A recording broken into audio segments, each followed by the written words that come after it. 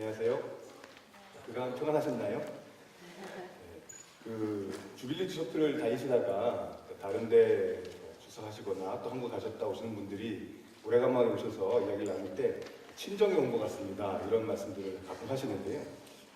그때 느낌이 없었는데 진짜 그런 것 같습니다. 어느새 출가 외인이 되어버린 사람이 된 것 같아요. 친정에 온 따뜻한 마음을 느끼게 됩니다. 제가 이야기를 들어보니까 설교 시작할 때 아동부들 아이들 위해서 이렇게 설교를 조금 해야 된다는 이야기를 들은 것 같습니다. 예레미야 애가 가지고 우리 어린이들에게 도대체 무슨 말씀을 전할 수 있을까요? 짧게 해보겠습니다. 저희가 살다 보면 얘들아, 그지? 속상할 때가 있는데 이게 두 가지 경우가 있는 것 같은데, 하나는 부모님한테 야단 맞을 때, 그런 경우 없나요? 또 하나는 친구들이 놀릴 때, 그때가 이제 정말 속상한데, 그때 요거 하나만 딱 기억했으면 좋겠다 싶은 게 있는데요. 그게 뭐냐 하면, 부모님이 아무리 야단을 쳐도 그것은 부모님 여러분을 사랑하기 때문이고, 그리고 친구들이 아무리 놀려도 결국은 부모님이 여러분의 편이라는 것. 부모님은 여러분을 어떤 일이 있어도 사랑하고, 아무리 야단을 쳐도 실제로 사랑하기 때문에 야단친다는, 여러분들 입장에서는 앞뒤 틀린 그 말이 정말 이상하겠지만 부모님들은 잘 아시죠? 야단치는 건 사랑하기 때문에 야단치는 거고, 친구들이 아무리 놀리고 어려운 해도 결국은 부모님이 여러분 편이라는 것. 그 두 가지만 꼭 기억할 수 있으면 좋겠고요. 그리고 하나님도 마찬가지라는 것. 여기까지가 아동부 설교입니다. 그리고 우리 성도님들도 여기까지만 듣고 오늘 예배 마치면 좋겠죠. 사실 오늘이 어린이날입니다. 그런데 주제가 예레미야 애가고요. 예레미야 애가는 고통에 관한 책입니다.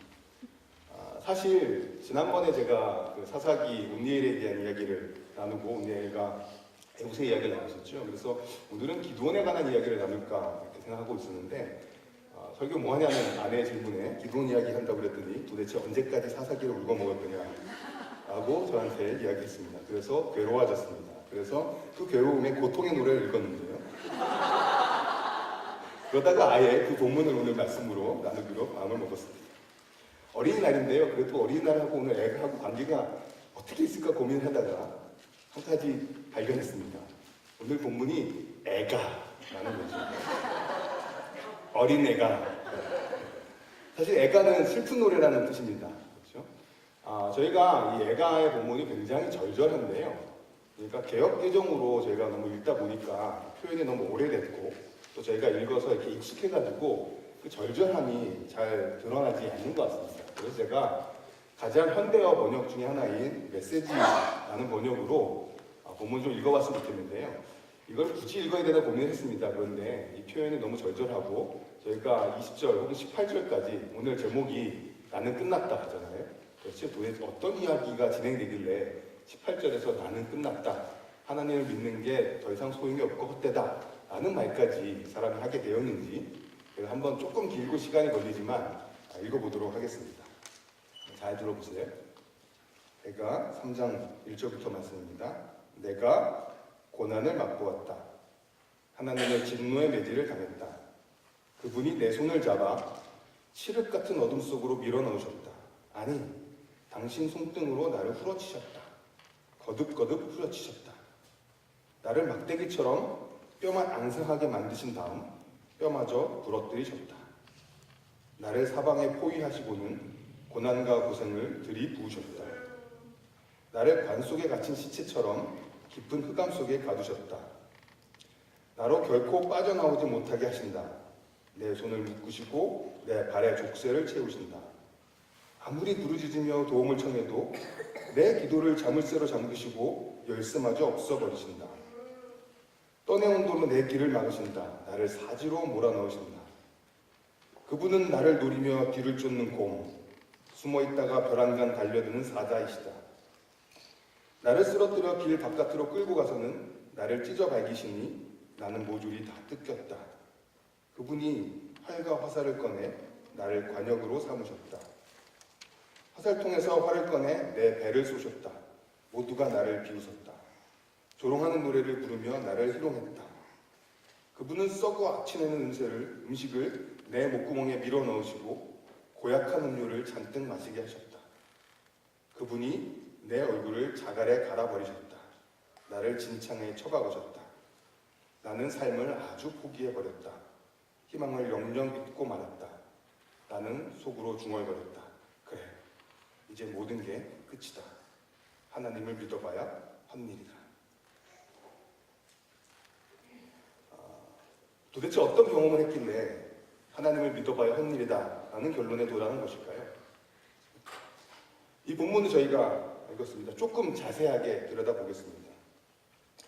1장과 2장은 에가서에서 우리가 주어로 등장을 합니다. 그런데 3장은 나라는 개인이 주어입니다. 그래서 굉장히 개인화된, 굉장히 한 사람의 절절한 이야기가 담겨 있는 거죠. 하지만 그렇다고 한 개인의 이야기만은 아닐 것입니다. 하지만 나라는 1인칭 단수의 표현을 통해서 이 경험을 훨씬 더 강렬하게 표현하고 있습니다. 맨 첫 단어는 나입니다. 우리 번역에는 정확하지 않지만 새 번역 같은 경우에 그것을 살려놨습니다. 에가서 3장의 첫 단어는 나입니다. 그런데 그 나는 어떤 사람이냐 하면 하나님의 진노의 몽둥이에 얻어맞고 고난당하는 자입니다. 그리고 2절부터는 하나님께서 하신 일이 쭉 나옵니다. 하나님께서 하신 일들을 저희가 시편 같은 데서 보면 하나님이 하신 놀라운 구원의 역사들을 계속해서 고백하는 경우들이 있습니다. 그런데 오늘 본문은 하나님께 하신 모든 심판과 같은 일들, 굉장히 괴로운 일들을 이야기합니다. 2절은 나를 이라는 역시 나에 대한 관심을 갖고 시작합니다. 근데 이번에는 어떤 자기의 소개가 아니라 소개가 끝나고 나서 하나님의 그 심판처럼 보이는 하나님이 나를 괴롭게 하는 그 일을 내가 당하는 존재입니다. 캄캄한 곳으로 이끄십니다. 헤매게 하십니다. 그리고 손을 들고 치십니다. 그것도 종일토록 치십니다. 4절과 6절도 마찬가지 분위기입니다.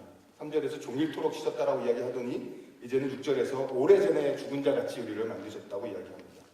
나의 살갗을 약하게 하시고 뼈를 꺾으십니다.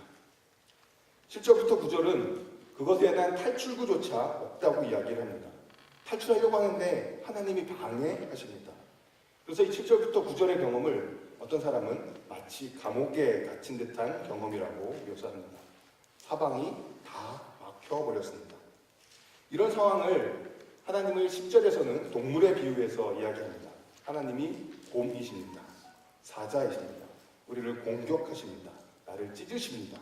그리고 하나님이 활과 화살을 꺼내시더니 나의 원수를 향해 활을 쏘시는 것이 아니라 나를 관역으로 삼으십니다. 그 화살로 우리 개역성경에는 허리를 맞추신다고 나옵니다. 히브리어로는 콩팥인데요. 아마 당시 사람들이 생각하기에 신체의 가장 예민한 부위였을 것입니다. 그래서 단순한 허리 정도가 아니라 새 번역은 심장이라고 표현했습니다. 적절한 번역입니다. 화살로 나의 심장을 맞추십니다. 그 화살이 나의 심장을 꿰뚫으십니다. 큐피트의 화살이 심장을 맞추는 것이 아니라 나를 죽게 하는 화살이 나를 심장을 맞추고 있습니다. 그러자 사람들은 조롱합니다. 온종일 놀려댑니다. 결국 15절에서는 썩어 악취나는 음식을 내 몸통에 밀어넣으시고 고약한 음료를 잔뜩 마시게 하셨다고까지 이야기합니다. 목말라서 물을 사셔서 마셨는데 굉장히 고약한 음료, 썩은 물이었던 것이죠. 그것도 내가 찾아서 마신 것이 아니라 하나님이 그것을 밀어넣으신 것 같습니다. 16절 표현은 너무나 대단합니다. 돌로 이를 바수시고 나의 얼굴을 땅에 비비신다. 자갈에 내 얼굴을 갈아버리시고 진창에 쳐박으셨다라고 메시지는 번역을 했습니다. 그러고 나서 16절까지 하나님께서 하셨던 일들을 쭉 계속 이야기를 하고 나서 17절에 가서 주어가 다시 바뀝니다. 이런 것을 경험한 이 시인을, 이 애가를 지은 사람은, 예레미야는 결국 이렇게 말합니다. 나는 삶을 아주 포기해버렸다. 내게서 평안을 빼앗으시니 나는 행복을 잊고 말았다. 희망을 영영 잊고 말았다. 그리고 나서 18절에서 여호와라는 이름이 오늘 본문에서 가장 처음으로 등장을 합니다. 물론 1절에서 하나님의 분노라는 표현이 있지만 사실은 여기 히브리어 본문은 그냥 대명사만 있고요. 여호와라는 이름이 본격적으로 처음 등장하는 것은 이제 18절에 가서 처음입니다. 그런데 처음 등장하는 여호와의 이름이 여전히 부정적입니다. 주님께 여호와께 두었던 마지막 희망마저 사라졌다. 그래서 메시지는 하나님을 믿어봐야 헛일이다 라고 번역했습니다. 여호와의 이름이 드디어 등장을 합니다. 그리고 희망이라는 단어도 이제 드디어 입에 올라옵니다. 그런데 절망적입니다. 나의 힘과 여호와에 대한 새 소망이 끊어졌다. 나오니니 탄식뿐이다. 이제 내게서는 찬란함도 사라지고 주님께 두었던 마지막 희망마저 사라졌다. 그래서 이제 모든 게 끝이다. 하나님을 믿어봐야 헛일이다. 이 애가에 절절하고 너무나 생생해서 그 괴로움을 어떨 때는 잊게까지 만드는, 너무 큰 고통은 어떨 때는 우리가 감당하지 못해서 차라리 고통의 크기까지 놓쳐버릴 때가 있는데, 그런 표현들을 저희는 거의 2절에서 18절까지 굉장히 길게 계속 읽었습니다. 그래서 어떤 게 우리에게, 여러분들께 가장 생생하게 다가오시던가요? 여러 표현들이 다 있습니다만 우리들이 처한 상황에 따라서 특별히 우리에게 더 마음을 흔들게 하는 표현들이 있기도 할 것 같습니다. 저는 이런 표현들, 화살로 내 심장을 맞추신다. 조약돌로 내 이를 꺾으신다. 내 얼굴을 진창에 막으신다. 다듬은 돌로 내 길들을 막으신다. 이런 것들이 제 마음에 다시금 박혔습니다. 고통에 대해서 여러 묘사들을 하고 호소하고 있습니다. 그런데 여기서 저희가 이 고통의 목록들을 쭉 읽으면서 관찰해야 되는 것들이 몇 가지가 있습니다. 그것은 첫 번째로 이 애가가 어떤 형태로 쓰였냐인데요. 한 가지 퀴즈를 드리겠습니다. 애가서 3장은 몇 절까지 있을까요? 네, 좀 쉬운 문제로 들어가겠습니다. 애가서 1장은 몇 절까지 있을까요? 22절까지 있습니다. 2장은 몇 절까지 있을까요? 22절까지 있습니다. 자, 그러면 조금 어려운 문제. 3장은 몇 절까지 있을까요? 66절까지 있습니다. 어떻게 22절 있다가 66절을 띄웠을까요? 곱하기 3을 한 거죠. 자, 그럼 1장과 2장은 왜 22절까지 있을까요? 그것은 히브리어의 알파벳이 22개이기 때문에 그렇습니다. 제가 김준재 목사님하고 유재일 목사님 카톡으로 제가 이미지를 2개를 보내드렸는데요. 지금 왜냐하면 제가 어느새 출가위원이 돼가지고 우리 주빌리 진성 성도님들의 카톡방에 제가 없더라고요. 그래서 두 분께 메시지 2개를, 그 이미지 2개를 보내드렸는데 어느 분이 빨리 보내실까요? 자, 저희 전체 주빌리 카톡방에 이미지 2개를 어느 분이 먼저 보내시는지 빨리 한번 해주시죠.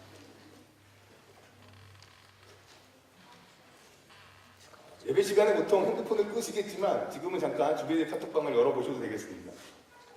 네, 카톡. 네. 워낙 무거운 이야기를 하고 있기 때문에 이렇게라고 해서 분위기를 풀어볼까 계획했는데 역시 카톡이 우리의 분위기를 풀어주고 있습니다. 네, 다들 잘 받으셨나요? 네, 아직 못 받으신 분 계시니까 성찬식 같긴 한데 아직 이미지를 받지 못하신 분들 계시면 손을 들어서 표해 주시면 카톡을 빨리 확인하겠습니다. 네, 2가지 그림이 갔을 텐데요. 첫 번째 혹은 둘 중에 하나 그림은 뭐가 있냐 하면 아마존의 로고입니다. 아마존의 로고인데요. 거기 아마존의 로고에 밑에 웃는 듯한 웃음 표시가 있죠. 근데 거기에 잘 보시면 그 웃는 표시가 화살표입니다. 근데 그 화살표는 잘 보시면 아마존의 A에서 시작을 해가지고서요. 아마존의 Z로 끝까지 화살표가 이어집니다. 그러니까 이 로고는 아마존이라는 이름 아래 웃는 듯한 분위기를 숨기면서 우리는 A부터 Z까지, 즉 전부 다 다룬다 라는 메시지가 담겨져 있는 로고입니다. 그렇죠? A부터 Z까지. 아까 에가서 1장, 2장, 3장, 사실 5장까지 다 마찬가지인데요. 22절, 66절, 22절 이렇게 되어 있습니다. 그 이유는 히브리어 알파벳이 22개이기 때문이라고 말씀드렸죠. 어떻게 실제로 애가가 생겼냐 하면 두 번째 보여드린 이미지를 보시면 그렇죠? 까만색은 바탕이고 하얀색은 글씨죠. 히브리어. 근데 제가 거기에 색깔로 표시를 했지요. 거기 첫 번째 색깔 빨갛게 표시한 것이 히브리어 알파벳 A입니다. 쉽게 말하면 노랗게 생각한 게 B이고요. 초록색은 C, 그 다음에 파란색은 D입니다. 그러니까 히브리어로 시를 썼는데 1절은 A로 시작하고 2절은 B로 시작하고 3절은 C로 시작하고 그래서 알파벳 22개로 한 절 한 절 다 시작하는 것이 1장과 2장의 모습이었던 것이죠. 3장은 그것을 더 복잡하게 해가지고 1절부터 3절까지 다 A로 시작하고 4절부터 6절까지 다 B로 시작하고 그 다음에 7절부터 9절까지 다 C로 시작하고 그렇게 해서 A, B, C가 3개씩 묶여져 있습니다. 어느새 이게 이렇게 또 볼 수 있군요. 이미지를 보여드리려면 빨리 해야 된다고 얘기하셔가지고 제가 포기했었는데 이철 목사님 사랑합니다. 네. A부터 Z까지가 이 애가를 기록하는데 온전히 다 사용이 되었습니다. 대체 무슨 의미를 여기서 저희가 찾아볼 수 있을까요? 첫 번째로는 이 애가는 고통을 그냥 가볍게 다루지 않는다는 것입니다. A부터 Z까지 있는 없는 이통, 없는 고통 전부 다 하나도 빠뜨리지 않고 다루어내고 있습니다. 두 번째로는 사실 애가의 내용을 저희가 같이 들었던 것처럼 엄청난 슬픔과 고통과 번민 가운데 있습니다. 그야말로 이런 경험을 하면 정신줄을 놓을 수밖에 없는 경험들입니다. 그런데 정신줄을 놓을 수밖에 없는 그 극심한 고통과 슬픔 가운데서도 이 시를 쓴 사람은 결코 자신의 정신줄을 완전히 풀어놓지 않고 있습니다. 이 슬픔이 나를 완전히 먹지 못하도록 끝까지 정신을 바짝 차리려고 하는 듯한 그 모습이 이 정교한 시의 형태에서 찾아지고 있습니다. 물론 이 극심하고 강한 그 고통 앞에서 끝까지 정신을 붙잡기는 정말로 힘들 것입니다. 그래서 맨 마지막에 가서는 그 멘탈이 좀 망가진 듯한 느낌을 받게 됩니다. 그래서 애가 5장은요 22절이긴 하지만 A, B, C, D로 시작하지 않습니다. 그냥 절수만 맞춰놓고 A, B, C, D를 차마 맞추지는 못하는 그런 멘탈을 우리에게 보여주고 있습니다. 모든 고통을 다루어 보겠다는 것입니다. 고통은 그냥 우리가 쉽게 간과하거나 잊어먹을 수 있는 게 아니라는 것이죠. 그것은 의미 있고 가볍게 다룰 것이 아닙니다. 하지만 그 가운데 정신을 차리고 있는 시인의 모습을 봅니다. 여기서 또 한 가지 제가 생각해 볼 것은 A부터 Z까지 이것을 반복한 이유는 이 고통이 결국은 끝이 난다는 것을 알려주고 있습니다. 1장, 2장, 3장 A부터 Z까지 하더니 2장에서 다시 반복합니다. 3장에서는 3곱이나 해가지고 반복을 합니다. 4장도 마찬가지입니다. 하지만 결국은 A에서 시작되었던 우리의 고통과 슬픔은 Z를 겪고 나면 끝나게 됩니다. 제 아내가 윤희를 이렇게 수산했을 때 제왕절개를 했는데 덧나가지고 이야기를 들으신 분들도 계실 거예요. 이렇게 감염이 돼가지고 병원에 17일을 입원했던 적이 있었습니다. 수술을 했는데 출산하고 바로 나왔어야 되는데 감염돼서 17일을 그냥 입원을 했는데요. 3일, 4일, 5일, 6일 도대체 언제 끝나는가 하는 게 너무나 힘들었습니다. 열은 계속 있고요. 물론 아내가 지금 자기가 그렇게 괴로워했는지 가증스럽다는 눈빛을 쳐다보긴 하지만 옆에서 저도 최소한 아내보다는 조금 덜이겠지만 괴로웠습니다. 힘들었습니다. 아팠습니다. 고통이었죠. 그런데 옆에서 간호를 하고 돌보는 의사 선생님들이 하는 말씀이 뭐냐면 그래도 다 끝나요. 내년 이맘때면 내년 이맘때? 속으로는 내년 이맘때 말이 안 되는 이야기죠. 도대체 언제 끝날지 모르고 지금 내가 이 순간이 정말로 괴로워 죽겠는데 내일, 모레, 열흘, 1년 후에 끝난다는 얘기는 큰 위로가 되지는 못했습니다. 하지만 지금 와서 그나마 돌이켜보니 그래도 끝나기는 끝나더라는 사실을 이야기할 수 있는 것 같습니다. 물론 고통의 끝이 항상 우리가 살아있는 동안에 끝나는 것만은 아니지요. 그래서 고통에는 끝이 있다는 표현을 이렇게 설명하기도 하더라고요. 결국 내가 살아있는 사이에 고통이 끝나든지 아니면 결국은 나의 삶이 끝나서 고통이 멈추든지. 사실 두 번째는 정말 괴롭지요. 그렇죠? 나의 삶이 끝나서 고통이 멈춰야 된다는 것은 사실 받아들이고 싶지 않은 마지막이기도 합니다. 하지만 제 아버님이 굉장히 고통 가운데 투병생활 하시다가 돌아가셨는데요. 저희가 주님을 믿고 고백하는 성도로서 우리의 삶이 이 생이 끝이 아니라는 믿음이 있다면 우리가 그 죽음 앞에서 결국은 큰 긴 고통을 끝내고 쉬게 되었다라고 같이 위로하는 경우들이 있었습니다. 이 이야기는 우리가 고통을 쉽게 생각해서는 안 되지만 그렇다고 그것이 우리를 완전히 집어삼켜서는 안 된다는 것을 이야기하고 있습니다. 주님께서 바다와 바다의 경계를 만드셨지요. 세상 사람들의 혼돈과 고통과 무질서의 대표적인 바다를 하나님께서는 한계를 지으셨습니다. 그런 것처럼 고통 또한 우리가 그 안에 있을 때는 바다 가운데서 빠져 죽어 들어가는 듯한 고통과 아픔이 있지만 분명히 그것은 끝이 있고 경계 안에 있고 하나님의 통제 안에 있다는 사실을 우리는 기억해야 될 필요가 있겠습니다. 알테버스로 이 시를 쓴 것은 고통을 건너뛰지 않겠다는 표현입니다. 면밀히 직면하겠다는 표현입니다. 모든 것을 살펴보겠다는 것입니다. 하지만 언젠가는 끝난다는 것도 우리에게 보여주고 있습니다. 토요일의 삶이 길고 오래고 기다림으로 가득 차 있지만 결국 우리에게는 주일에 부활의 주일이 온다는 사실이죠. 그리고 우리는 그것을 기억해내야 하는 것입니다. 그래서 오늘 두 번째는 두 가지 기억입니다. 18절까지 가장 절망적인 이야기를 읽고 일부러 20절에서 딱 본문을 저희가 같이 읽은 걸 끝나고 18절까지만 읽었었는데 19절을 넘어가게 되면 두 가지 기억이 등장하게 됩니다. 개역개정은 이렇게 얘기합니다. 내 고초와 재난, 곧 숙과 담죽을 기억하소서. 이 개역개정은 여호와 하나님께 자신의 고통을 기억해달라고 호소하는 본문으로 번역되어져 있습니다. 이것도 의미가 있는 번역입니다. 하지만 또 다른 번역들, 예를 들어 NIV라든지 새번역 같은 데 보시면 기억하소서라는 호소가 아니라 내가 기억했다라고 이야기합니다. 즉 내가 고초와 재난, 곧 습과 담죽을 기억했다라는 것입니다.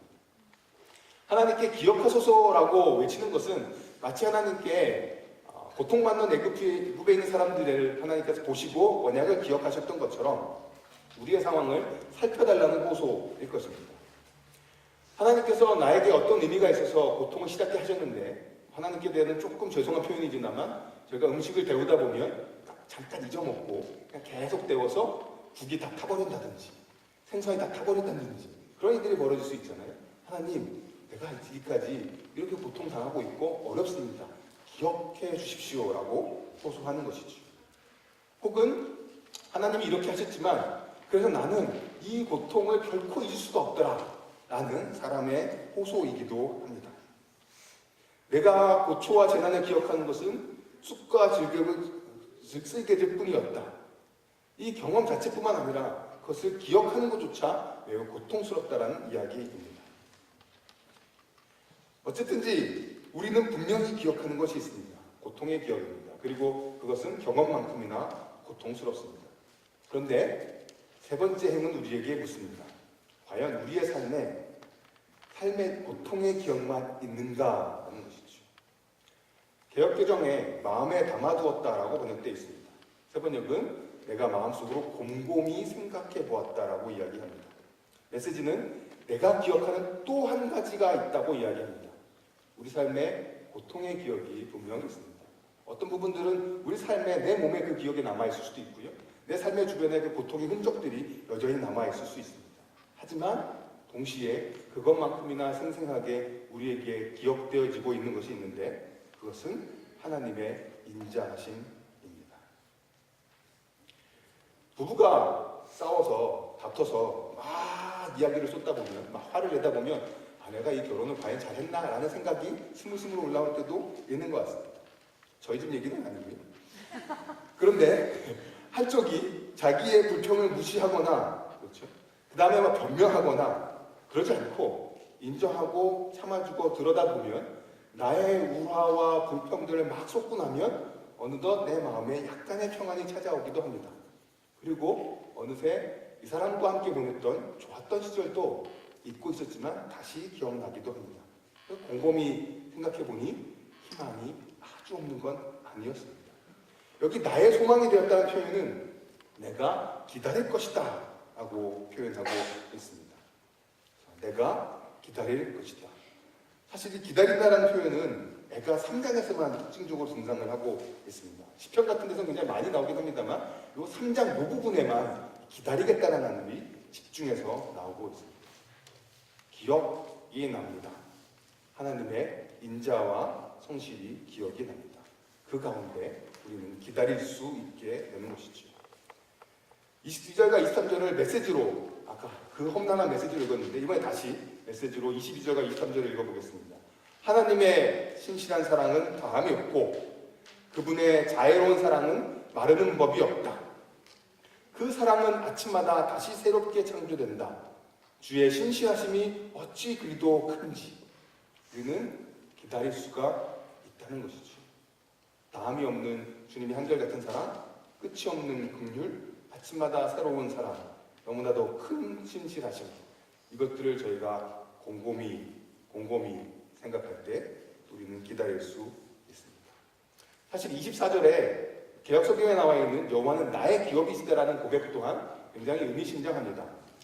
여호와는 나의 기업이시다라는 표현은요, 원래 언제 맨 처음에 쓰였던 표현이냐 하면 가나안을 정복하고 나서 땅을 분배할 때 레위 지파 사람들에게 줄 실제적인 땅이 없었고 다른 사람들이 자기 땅에서 성읍들을 레위 지파 사람들이 살 수 있게 해줘야 됐던 상황이 나옵니다.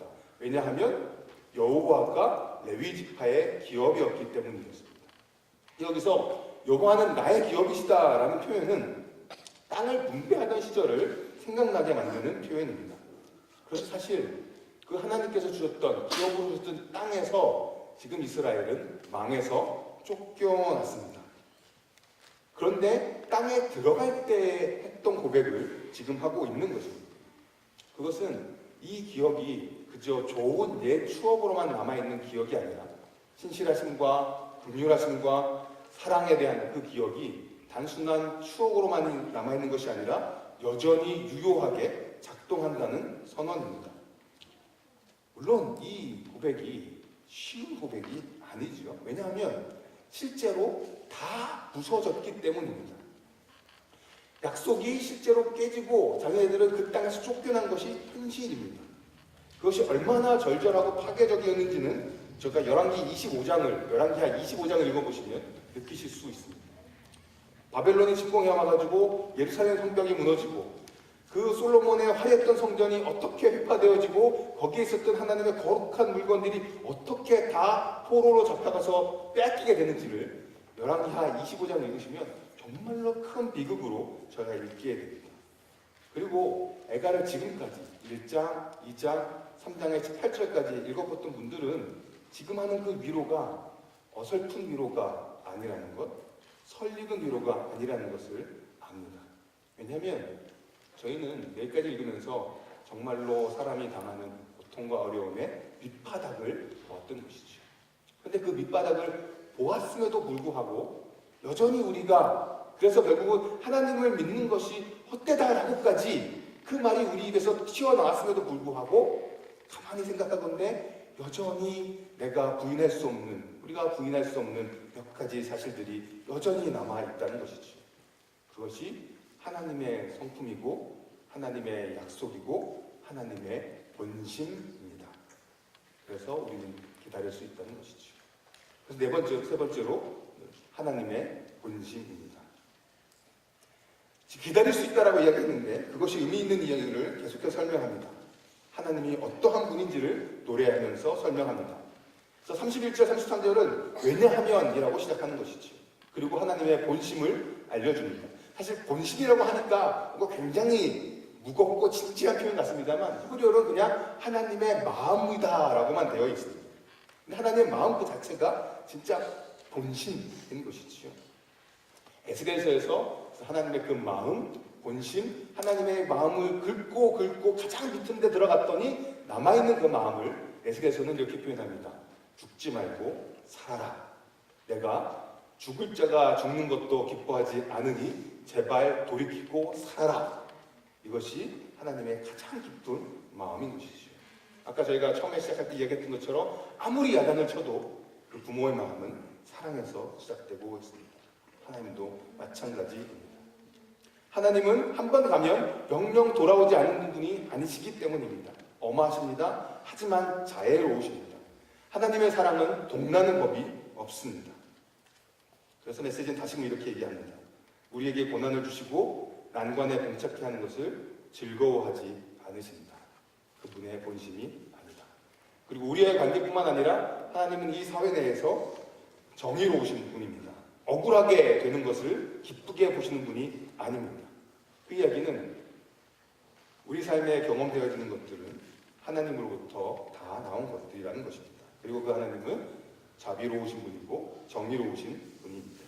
물론 그리고 또한 우리는 고통뿐 아니라 우리가 살아가는 이 생명 또한 하나님께 받은 사람들입니다. 물론 성경에 보시면 이 고통이 너무나 심해서 내가 태어나지 않았어라면 더 좋았을 것 같다는 탄식을 하는 욥의 이야기, 예레미야 이야기도 만나는 순간이 있기는 합니다.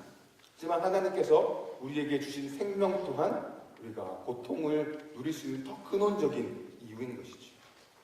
그래서 37절 이하에서 이 고통은 우리를 돌아보는 시간으로 작동하게 됩니다. 모든 것이 하나님께 기원하고 있는 것이죠. 그래서 우리의 삶을 돌아보라는 회개의 촉구가 이어지게 됩니다. 42절부터 촉구 이후에 기도가 시작되고 있습니다.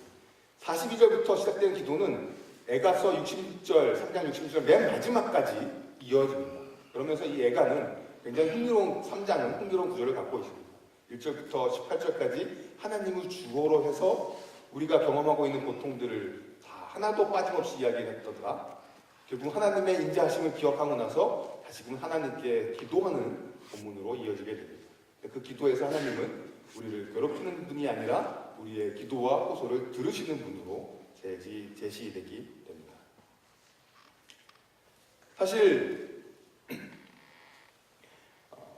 이 기도 안에서 우리는 고통이 반드시 우리의 죄악의 결과만은 아니라는 것 또한 우리가 확인해 볼 수 있게 됩니다. 그리고 이 기도의 맨 마지막에 가서 하나님의 구원을 이 기자는 노래하고 있습니다. 58절에서 메시지 번역은 이렇게 되어 있습니다. 주님, 주께서 제 편이 되어주셨습니다. 제 목숨을 건져주셨습니다. 하나님, 제가 겪은 부당한 일들을 주께서 보셨습니다. 법정에서 저의 원통함을 풀어주십시오. 그렇습니다. 저를 해치려는 자들의 야비한 계략과 음모를 주께서 보셨습니다. 주께서 제 편이 되어주셨습니다. 사실 40절을 지나가면서 우리의 삶을 성찰하라고 요구하고 당신 우리들이 그 지었던 죄 때문에 벌을 받을 가능성에 관해서 분명히 이야기합니다. 그렇지만 우리가 갖고 있는 고통이, 고난이, 어려움이 죄의 결과라는 지적을 들을 때 우리는 우리를 돌아보긴 합니다만 그것이 우리를 끝까지 매지는 않았으면 좋겠다는 바람이 있습니다. 왜냐하면 우리 삶 가운데는 여기서 노래하는 것처럼 억울하게 당하는 고통 또한 존재하기 때문인 것이죠. 그런데 그 가운데 시편 기자는 다시금 확인합니다. 주께서 내 편이 되어주셨습니다. 사실 이 제 편이라는 이 번역을 보면서 들었던 생각이 있는데 그게 뭐냐면 제 아내와 저의 구호입니다. 제가 주빌리 체프를 오래 섬겼기 때문에 제가 이 설교 가운데 얘기를 했던 적도 있을 것 같은데요. 아내랑 저랑 다투거나 어려움이 있거나 그러면 막 싸우고 이렇게 하겠죠. 그것을 마무리하는 저희들 나름대로의 리추얼이 있는데요. 제례가 있는데요. 의식이 있는데 그게 뭐냐 하면 한쪽이 조금 용기를 내서 이렇게 말합니다. 우리는 그러면 다른 편이 이렇게 화답을 해야 됩니다. 한편. 제가 우리는 그럼 저쪽에서 대단한 한편이라는 것이죠. 싸우지 않는 게 아닙니다. 싸웁니다. 그리고 누군가 잘못이 분명한 경우도 있습니다. 누군가의 잘못이 분명하다면 야단도 맞습니다. 그렇지만 결국 맨 마지막에 우리는 이 구호를 외치고 마무리합니다. 우리는 한편. 그것이 부부의 본심일 것입니다. 저는 하나님의 본심 또한 그러하리라 믿습니다. 물론 한편이라는 것이 무작정 오냐오냐 하는 것이 아니라는 것은 자녀를 향한 저희 부모의 마음을 통해서 저희가 잘 알고 있지요. 경험했던 부모의 화, 하나님의 어떤 분노라고 표현되어지는 그것들은 사실상 애정의 표현이었습니다. 제가 말이 안 되는 상황들을 겪을 때 화를 안 낼 수 있는 비결을 하나 알았는데요. 그게 뭐냐면 제가 하나의 사자성어를 계속 되뇌이는 겁니다. 그게 뭐냐? 제가 만든 사자성어인데요. 그게 뭐냐면 화를 안 낼 수 있는 사자성어. 뭐냐면 돈, 쾌, 아입니다. 뭘까요? I don't care입니다. 신경 안 쓰겠다는 거죠. 돈, 쾌, 외치면 신경 쓸 이유도 없고 화낼 이유도 없어집니다. 만일에 우리가 경험하고 있는 어려움이, 힘듦이 하나님의 어떤 분노나 하나님의 진노의 이유 결과라면 그것은 하나님이 우리를 신경 쓰고 계신다라는 이야기입니다. 하나님께서는 우리를 케어하신다는 것이죠. 그렇지만 그것이 우리의 삶의 마지막이 되기를, 그것이 우리의 삶을 집어먹기를 원하시는 것은 하나님의 본심이 아니시는 것이죠. 마지막으로 행동하는 기다림입니다. 하나님의 인자하심과 자비를 기억할 때 우리는 기다릴 수 있습니다. 그렇지만 그 기다림은 우리는 마냥 주저앉아 있게 만드는 것만은 아닙니다. 저희가 기다려야 되는 이유는 안타깝게도, 하지만 사실 은혜롭게도 하나님이 느리시기 때문에 그렇습니다. 사실 하나님이 느리시기 때문에, 노하기를 더디하시기 때문에 저희가 살아있기도 하고요. 하지만 하나님이 느리시기 때문에 저희가 갑갑하기도 합니다. 기도는 기다리는 가운데 저희가 해야 될 첫 번째 행동은 기도입니다. 말씀드렸던 것처럼 42절 이하에서 시작된 기도는 3장 끝까지 이어지게 됩니다. 결국 고통이 우리에게 만들어주는 최선의 결과는 기도라고 한 사람은 이야기하고 있습니다. 그리고 경험했던 그 어려움들은 결국 닫혀져 있는 듯한 구속의 문을 비집어서 열어내는 지렛대가 됩니다. 그런데 여전히 두 가지 문제가 남아있는 것이지요. 아까 말씀드렸던 것처럼 우리가 경험하는 고통이 모두가 재회의 결과는 아닐 수도 있다는 것이죠. 그래서 원한을 풀어달라고 우리가 호소하게 되고, 그것 가운데 하나님이 우리의 편임을 우리가 경험하기도 합니다. 무엇보다도 기도는 우리로 하여금 우리를 돌아보게 합니다. 그리고 하나님에 대한 신뢰로 나아가게 합니다. 그래서 기다림 가운데 저희는 기도할 수 있고 기도하기를 바랍니다. 두 번째로, 여전히 이런 이야기 가운데서도 남아있는 문제는 어찌하였든 고통이 끝이 있고 이 또한 다 지나간다 하더라도 그 가운데 있을 때 우리는 정말 힘들다는 사실입니다. 고통은 끝이 납니다. 내년 이맘때에는 이 어려움이 없을 것입니다. 결국은 주님의 신실하심과 사랑이 무궁하고 끝이지 않습니다 라고 이야기해도 사실 그 가운데 있는 그 고통과 어려움의 물 가운데 빠져있는 우리들은 결국 이러다가 빠져 죽을 것 같은 두려움과 어려움과 고통 가운데 여전히 경험하고 있습니다. 그래서 기다림 가운데 우리에게 요구되어지는 또 하나의 행동은 함께함입니다.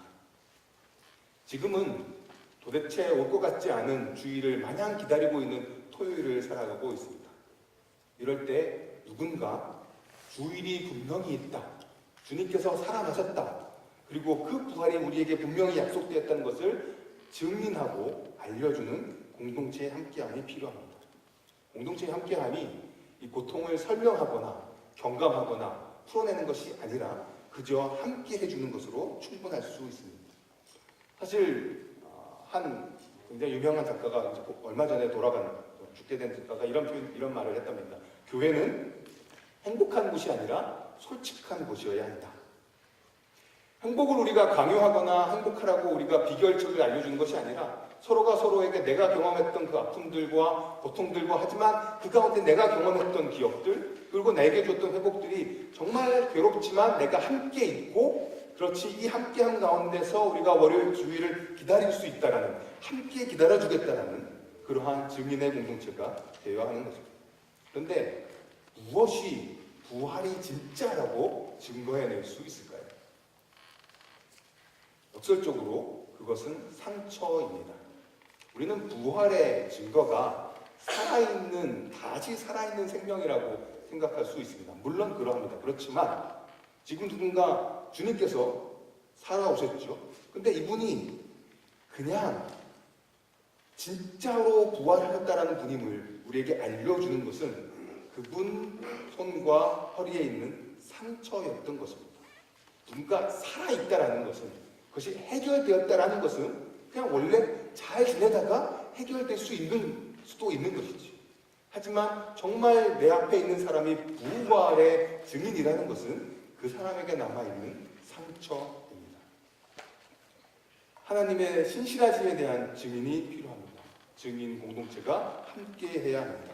근데 그 가운데 증거는 다름 아닌 상처입니다. 그래서 저희가 서로에게 상처받은 치유자로 우리는 함께 기다릴 수 있을 것입니다.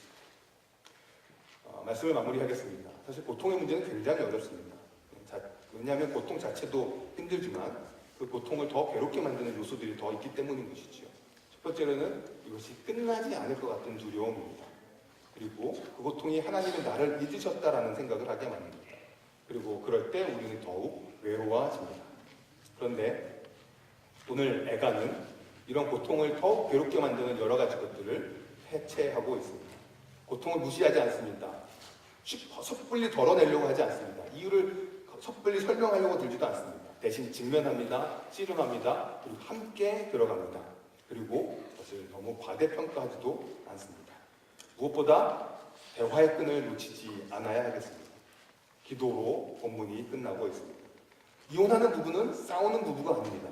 무관심하고 포기한 부부입니다. 오늘 3장은 나로 시작했지만 여호와로 끝납니다. 오늘 본문을 일부러 20절까지, 18절까지만 읽었습니다만 오늘 본문은 거기서 끝나지 않습니다. 하나님을 믿어봐야 할 일이다 에서 끝나지 않습니다. 이 본문은 열정을 품고 기다리는 사람, 열심으로 찾는 이는 하나님께서 반드시 선대하신다. 잠잠히 소망하며 하나님의 도우심을 잠잠히 바라는 그 사람은 복되다 라고 이어집니다.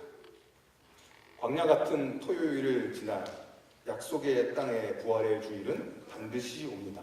그리고 옆에 있는 상처받은 치유자들이 그 부활의 주일의 증인입니다. 그 증인들이 되어서 함께 걸어가는 공동체가 되기를 정말 소원합니다. 제가 준비하진 않았었는데 같이 찬양하다가 오늘 말씀에 딱 맞는 찬양이다 라고 생각한 것이 있었는데요. 사실 맨 마지막 찬양이었습니다. 에레미야가 3장 22절 23절에 주의 인자는 끝이 없고 아침마다 새로운 이늘 성취하시니 금이라 이 찬양이 있지만 그 찬양은 너무 분위기가 해피해피만 한 것 같아요. 그런데 오늘 아까 찬양했던 주 은혜의 힘을이라는 찬양이 있죠. 그 주 은혜의 힘을 찬양의 맨 마지막 부분, 세상 소망 다 사라져가도 주의 사랑은 끝이 없으니 살아가는 이 모든 순간이 주 은혜의 힘을 나는 믿네. 이 가사가 오늘 말씀을 잘 요약하고 있다는 생각이 들었습니다. 그래서 제가 잘 안 하는 건데요. 오랜만에 왔습니다. 또 언제 올지 모르겠네요. 이 찬양 같이 하고 제가 기도하고 마칠 수 있으면 좋겠습니다. 가능할까요?